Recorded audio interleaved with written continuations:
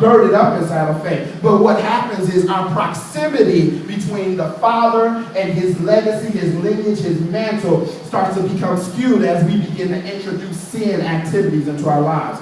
So what we want to start to do is learn how to get rid of all the sin activity and bring our proximity closer to God. This is what discipleship is. Disciples walked with Jesus Christ every single day for 3 years. That way they could assume the proper privileges that only a true apostolic father can give apostolic sons. Does that make sense? And so what we want to do is we want to start to assume the thought pattern, assume the position. We want to start to take on the mantle of discipleship, take on the mantle of being mentored. We understand that if we are to become anything great, mentoring is going to be a part of what we do. We have to find a specific mentor for the specific activity that God has called us to. But the issue comes into play is, do I know what specific activity I'm supposed to do?